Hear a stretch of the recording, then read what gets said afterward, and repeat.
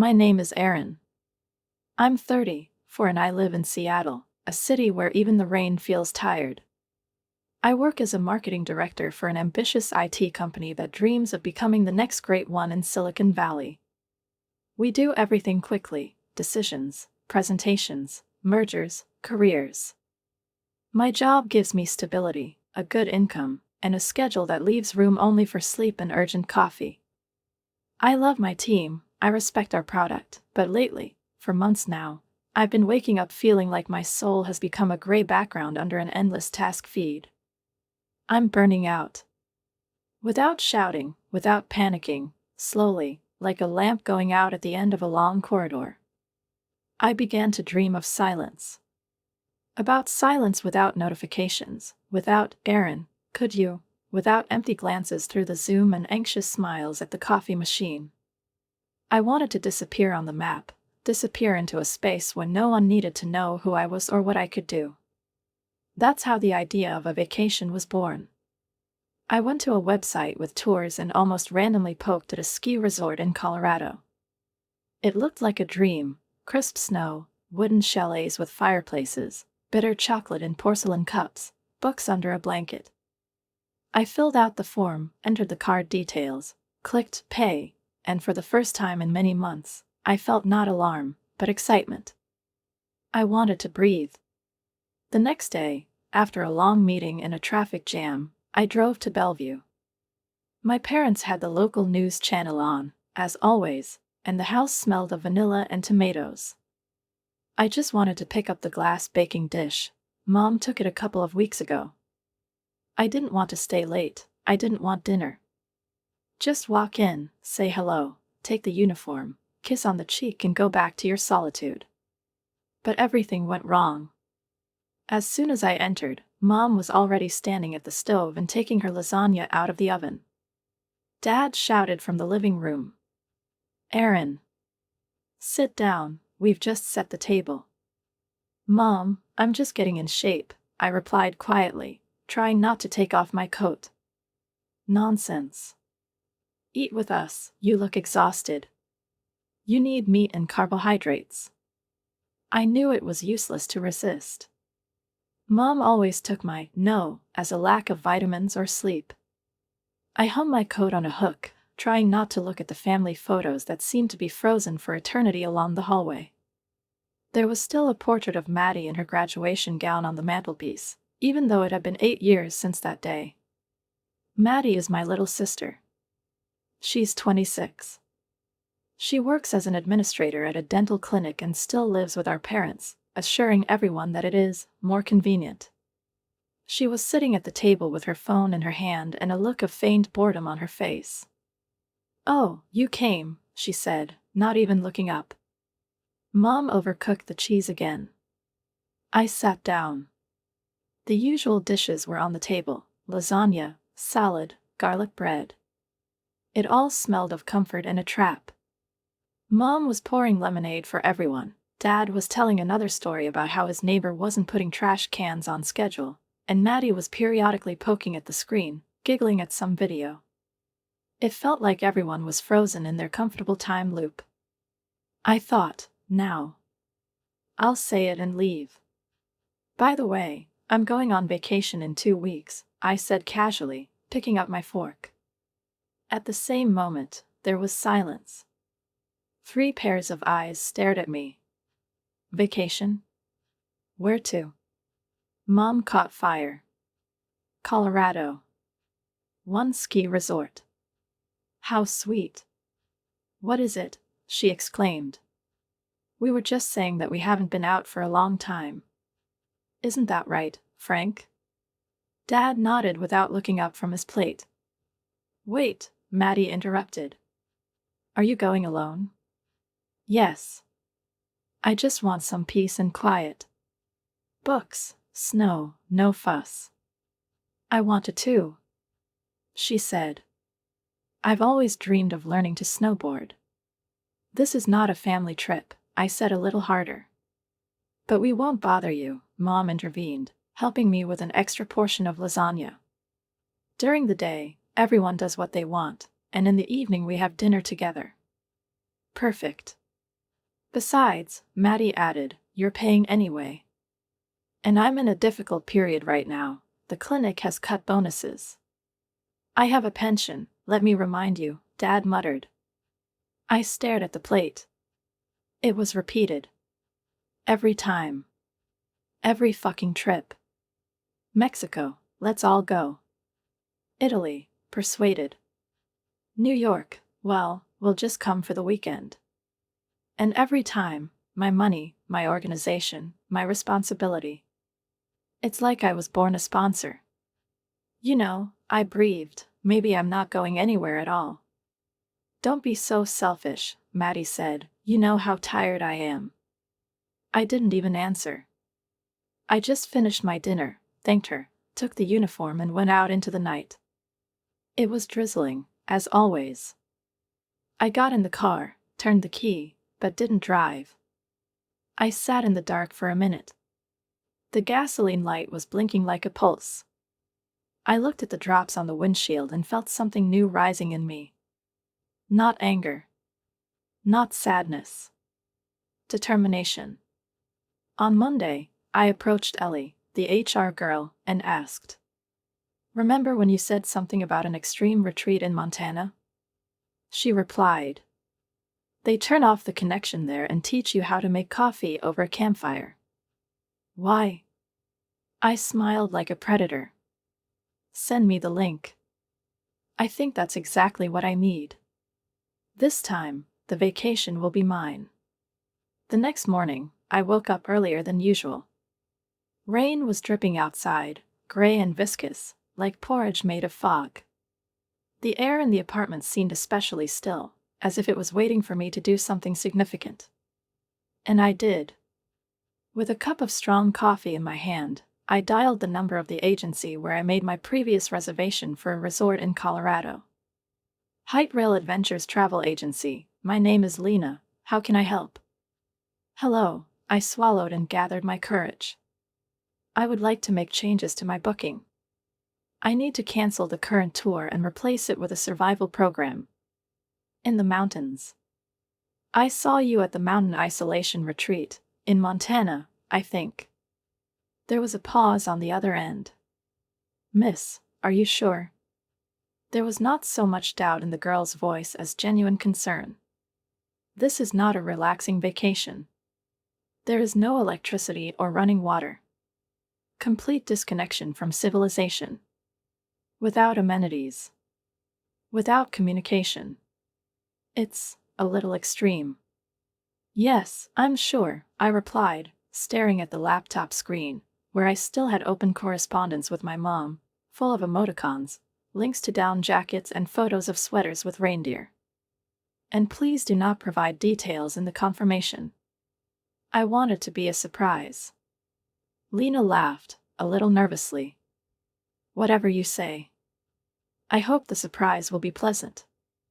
Me too, I replied, and hung up.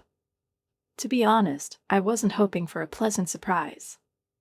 For the first time in many years, I wanted some of them to find themselves in conditions they weren't ready for.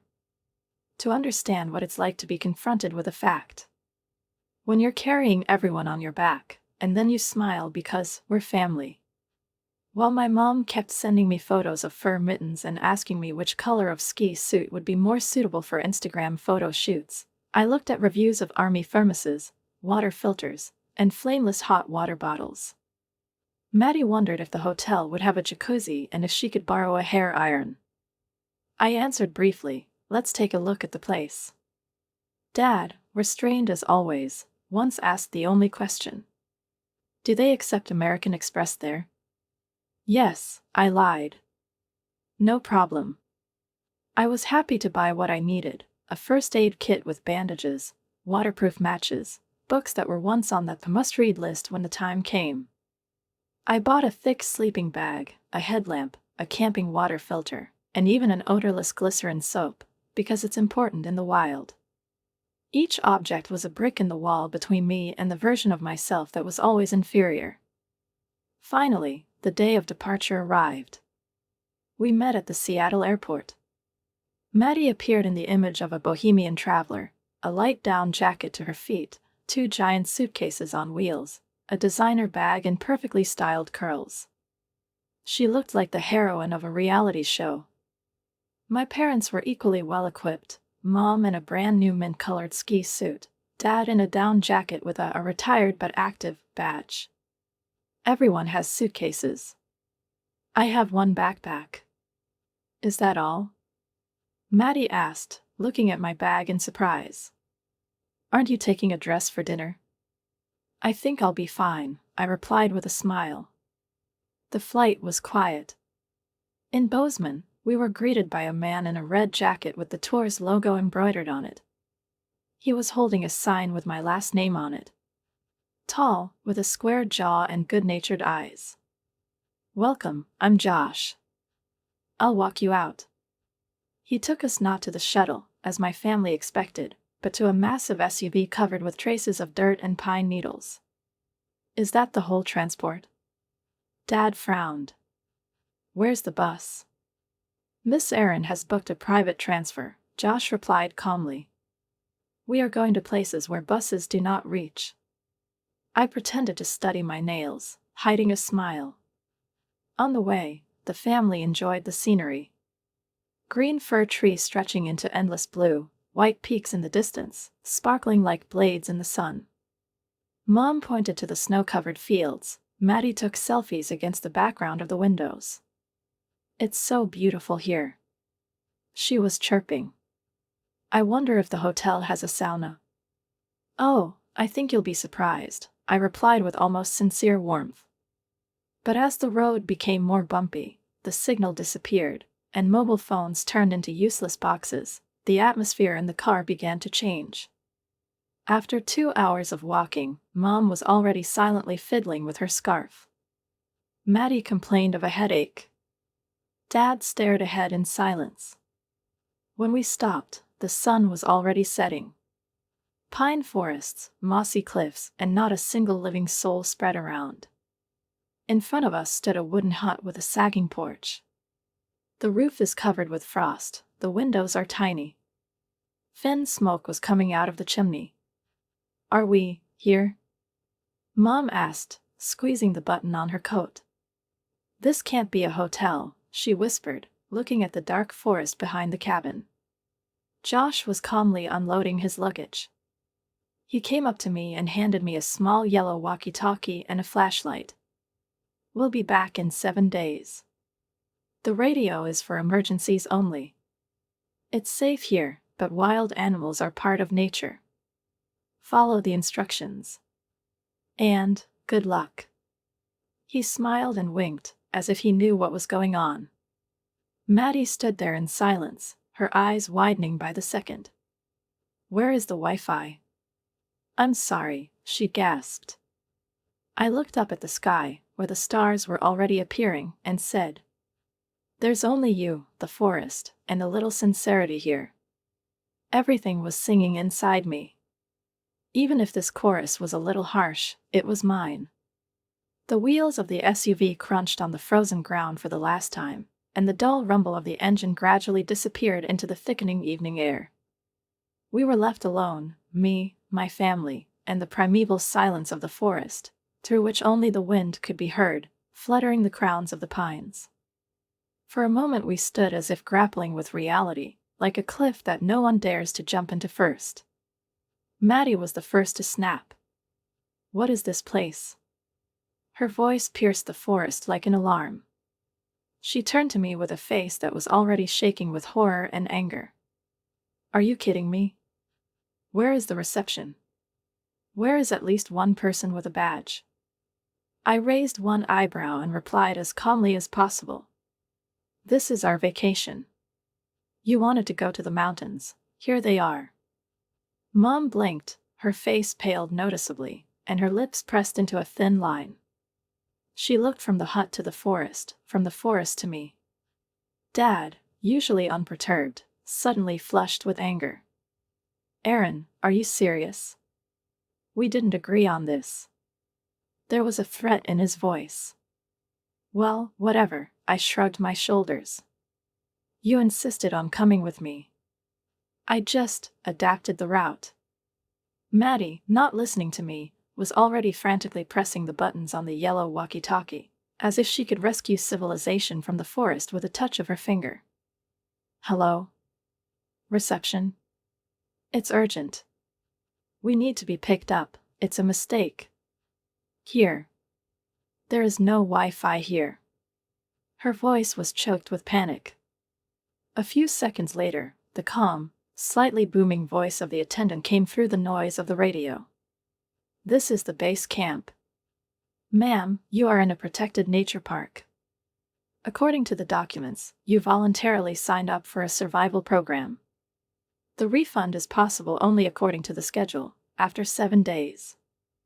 Or during an emergency evacuation. The cost of evacuation is $15,000. The helicopter will be available within 6 hours after the request. 15,000? Maddie turned to me, her face contorted with shock. Did you hear that? You just had no right. You signed the documents yourself at the airport, I reminded him. Or did you think that these were forms of booking a massage? The radio went silent with a loud crack. Maddie threw it at me. I deftly intercepted the device without batting an eye. I'll sue you, she said through clenched teeth. It's a kidnapping. That's what I'll say in court. Try to walk to the nearest town and find a lawyer, I replied calmly. He's only 20 miles away. Just don't forget to bring a map and a flashlight. It will be dark soon.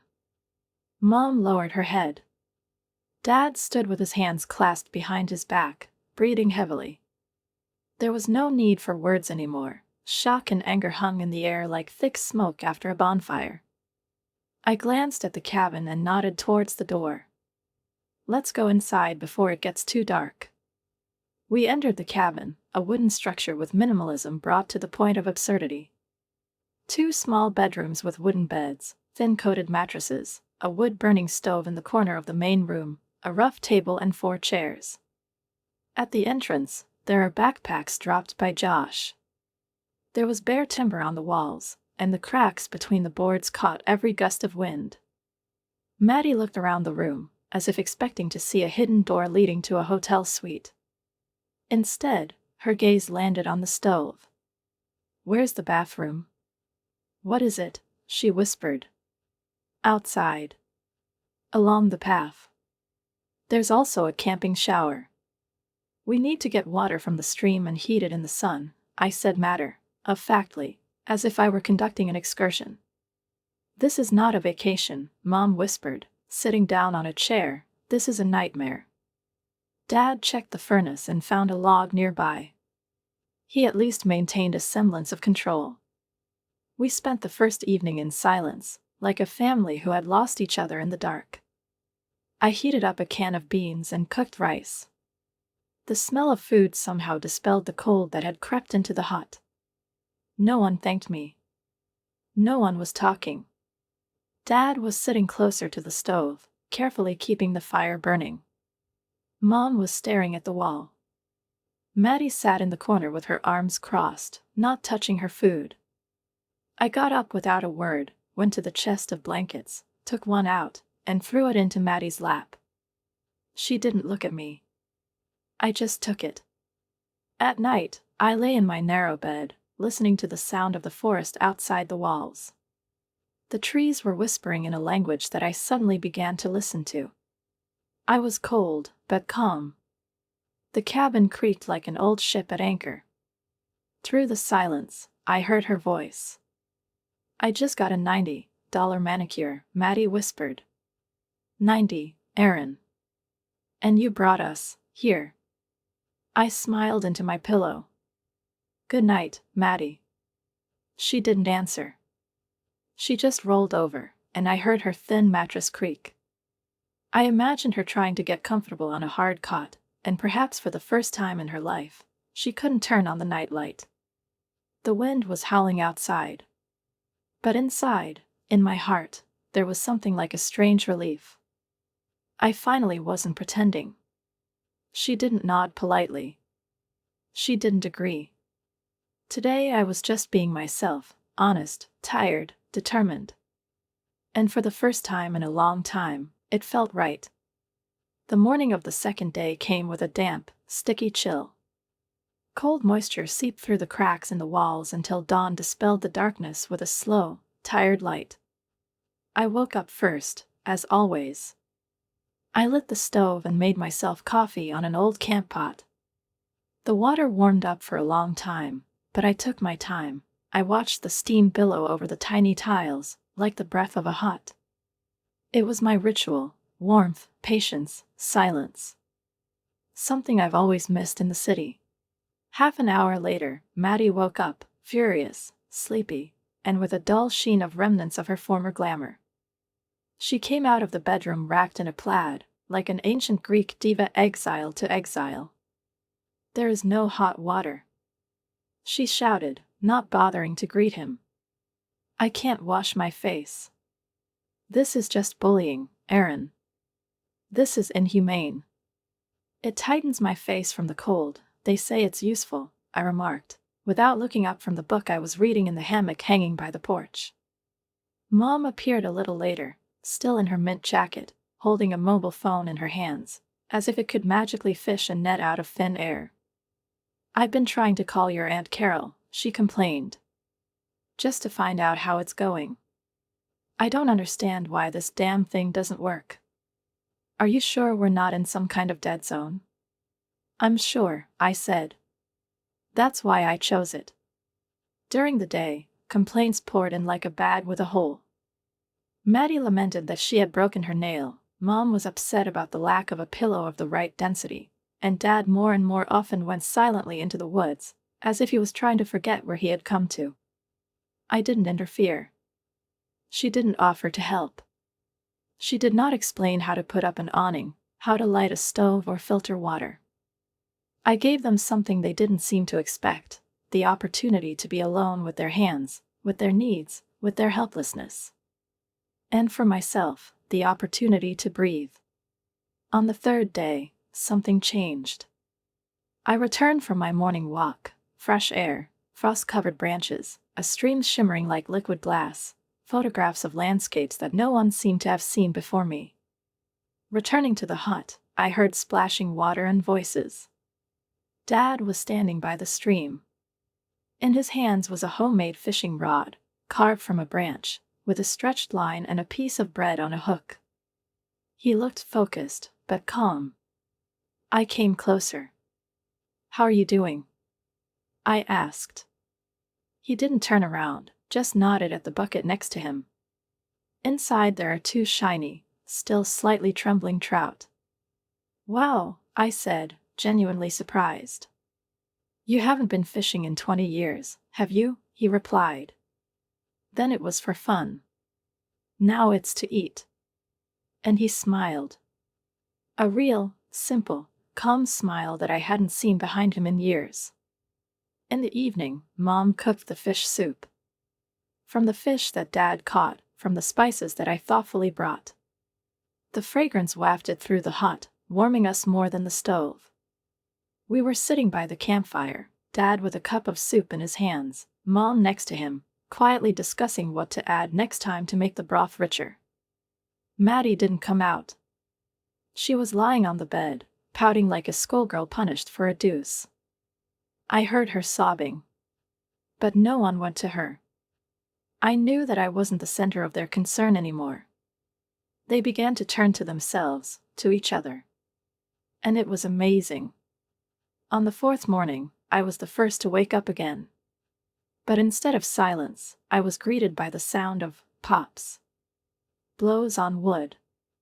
I came out of the hut, and Dad was already standing by the woodpile, in a flannel shirt, chopping logs. With my own hands. No whining. Without instructions. He just looked at me, still working, and nodded, as if he were saying, "I get it." An hour later, Mom was busy around the campfire. I went over and saw the percolator she had built herself, and the cups she had heated on the rocks. "I thought you didn't like the smell of smoke," I said. "I don't like it," she replied, lifting her cup. "But coffee with smoke is unexpectedly good. By the way, I added a pinch of cinnamon. I found it in your supplies. I hope you don't mind. I shook my head and took the cup. We drank in silence. Only the campfire crackled, as if approving our conversation without words. That day, they no longer asked when we would leave. They didn't complain or whine. They were busy. Dad was fixing the doorstep. Mom was drying clothes by the stove. Maddie was still cocooned in her resentment. She ate only dry crackers and did not talk, pretending to suffer in silence, although she did it with theatrical care. Her face was pale, her lips were compressed, and her hair was a messy cloud of helplessness. I looked at my parents and couldn't believe my eyes. Something woke up in them. Maybe it was a memory. The memory of other times when life wasn't comfortable, but it was real. When the food was not delivered by subscription, and the fire had to be lit with your own hands.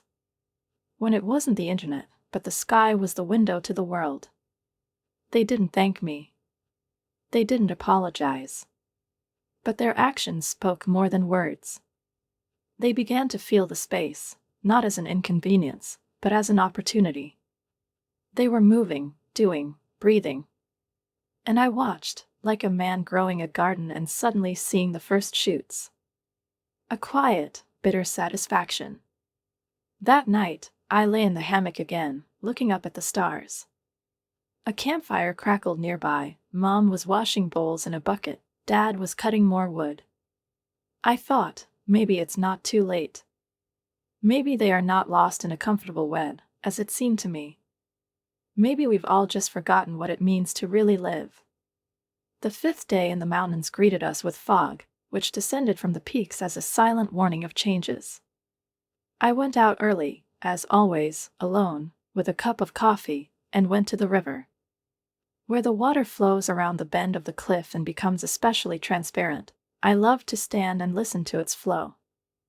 There was something ancient and comforting about those sounds, something that didn't require my intervention. I thought about home, about work, about myself, the one who used to constantly strive to be needed, useful, and correct. She seemed far away now, almost a stranger. I heard footsteps, quiet, restrained. She turned around. Dad. He approached without haste, wearing a worn shirt and boots covered with morning dew.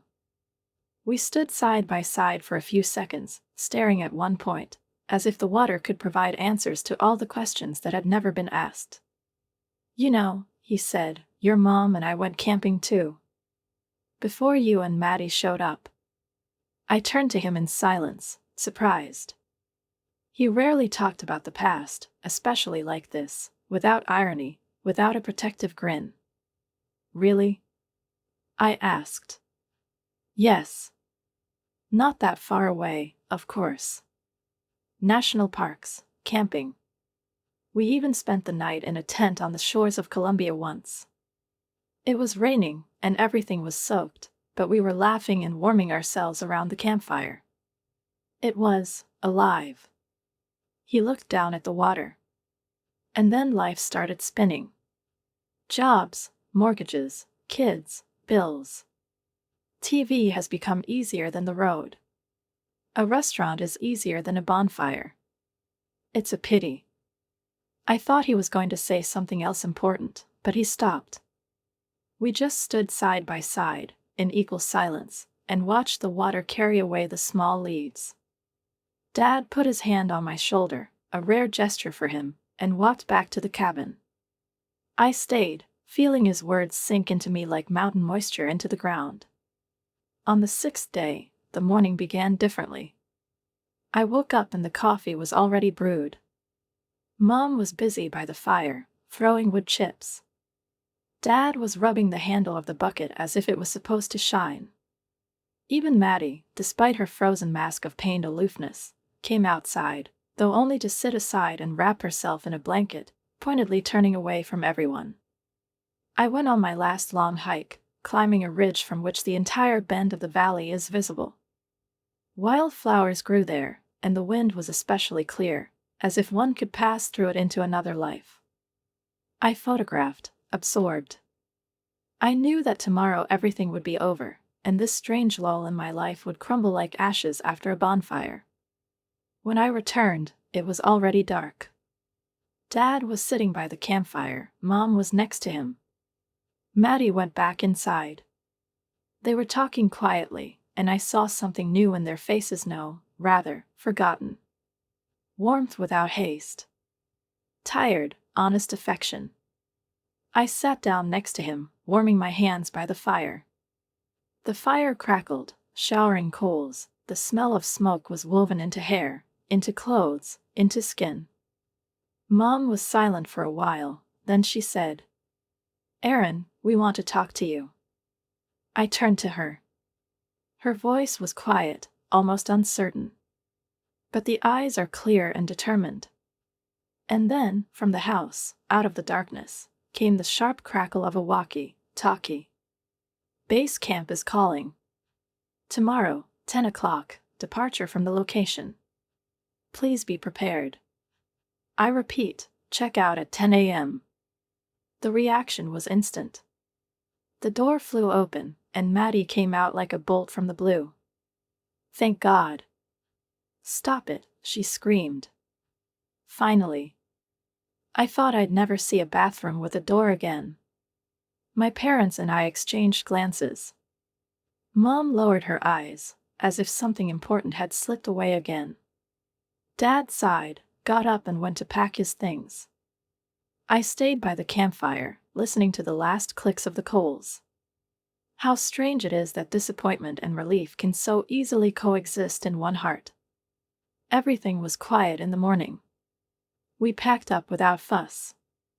I took one last look at the cabin, at the trail, at the place that, despite all the difficulties, had become for me a real break in the exhausting marathon. Josh arrived at exactly 10 o'clock, as promised.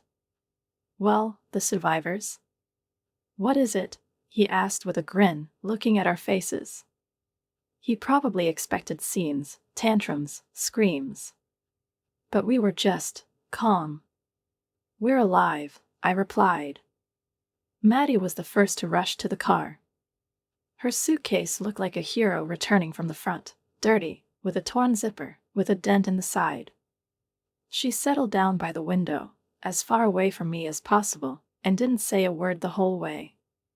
Dad was silent. Mom was looking out the window, as if she was trying to memorize every tree. At the airport, she reached for my shoulder as if she wanted to say something. But Maddie was already calling for a taxi. "I'm not going with you," she said.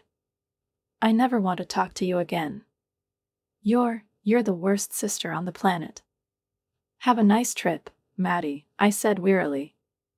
She turned around without turning around. Mom took a step forward, but Maddie stopped her. "Don't," she hissed. "If you want to go with a savage, you're welcome." Dad looked at me. There was something like an apology in his gaze, but he didn't say anything. "We're going with Maddie. We'll talk later, okay?" I nodded. They got into the car. I was left standing with my backpack on my shoulder, wearing clothes that smelled of smoke and pine needles. My heart was empty. And at the same time, it's amazingly easy. Sometimes the conversation you were ready for gets interrupted. Sometimes everything important has already been said, not in words, but in gestures, actions, and silence. I knew that everything that was supposed to change had already changed. It remains only to wait until they understand this. When I returned home, the city greeted me with its usual coolness, not only in the air, but also in the rhythm of life, in the faces of passers-by, and in the sounds outside the windows. My heart, tired but light, was pounding not in panic, but in a surprisingly steady, calm rhythm. It was a new feeling. I entered my apartment, put my backpack by the door, and the silence enveloped me like a soft blanket. There were no calls, no notifications with pleas for help or urgent requests to take until Friday. There was no Maddie grumbling about money. There was no Mom's voicemail for 3 minutes with phrases, "You're alone anyway, maybe Dad and I will go with you on the next trip." It was just me, my walls, and the rare feeling that I finally belonged to myself. I brewed strong tea with thyme, inhaled its herbal aroma, filled the tub and immersed myself in hot water, allowing myself to truly relax for the first time. The water hugged the body like a long-forgotten care. A smile appeared on my lips. Everything worked out. Not perfect, not without pain, not without quarrels. But it worked. Later, I sat down at my laptop and reviewed the photos from our trip. Everything was there: Maddie, sullen, wrapped in a blanket as if in armor, Mom with a confused look by the campfire, Dad looking thoughtfully at the stream. And I'm wearing a hat, a hiking jacket, and a tired but genuine smile. I uploaded one of the pictures to Instagram. The caption was ironic, but partly true: the best family vacation of my life. The word absolutely was laced with sarcasm, but there was also a spark of pride hidden in it. I looked at the likes and messages from friends, and suddenly realized that I don't care what anyone thinks. I did what I should have done a long time ago. I set the border. And no one but me crossed it now. It's been a couple of weeks. Everyday work got back into its groove, but this time I didn't feel like a prisoner of the office. I was productive, focused, and at the same time free. It was as if, along with my backpack, I had shed the burden of constantly pleasing others. One afternoon, my supervisor called me into his office. "Aaron," he began, flipping through the papers, "we're expanding the West Coast department. In San Diego. We need a strong person who can lead the marketing there. We've been thinking about you. What do you say?" I stared at him in silence for a couple of seconds. Something clicked inside me, as if a door that I hadn't dared open had swung open on its own. A new life. A new city. A new shore. "Yes," I said. "I'll say that I agree. When is the move?" And everything started spinning. I found a cozy apartment with an ocean view, packed boxes, sold furniture, and gave houseplants a second life with friends. Before leaving, late in the evening, I texted my parents, "I'm moving to San Diego. I got a promotion. I'm leaving next week." The answer did not come immediately. 20 minutes later, the phone rang. Mom's number. "Aaron," the voice was quiet, soft, with a hint of excitement. "We need to talk. Please come back tomorrow. Without Maddie." I've arrived. Their house was as well maintained as ever, but there was something different inside. The air feels heavier, but cleaner. In the kitchen, only Mom and Dad were sitting at the table. Maddie, as they said, didn't show up. They looked homely and simple: Dad in a warm sweatshirt, Mom in a knitted cardigan, with cups of tea in front of her. "We wanted to apologize," Mom began, "for the way you've been behaving all these years. For taking your generosity for granted. We're just used to it. And we didn't notice how tired you were." Dad added, "That vacation, it taught us a lot. We weren't ready. But maybe we shouldn't have been ready. I just had to face reality. And we realized that you deserve to be not just our daughter, but also a person with your own desires. With borders." "And Maddie?" I asked. Mom sighed. There was no regret in her gaze, but rather a sad acceptance. "She's not ready to change yet. I'm still sure the world owes her. But we're trying. We're learning too." We didn't hug. They didn't cry. We were just sitting together. And there was more trust in that silence than in thousands of conversations. I left for San Diego on a warm, golden day. My new home is a bright apartment with floor-to-ceiling windows, overlooking the endless ocean, where the sound of the surf has become my new morning ritual. My parents started calling me once a week. No whining. Without asking.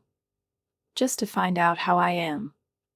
Sometimes we sit silently in a video call, looking at each other, as if we are learning a new form of kinship, calm, respectful, real. Maddie is silent.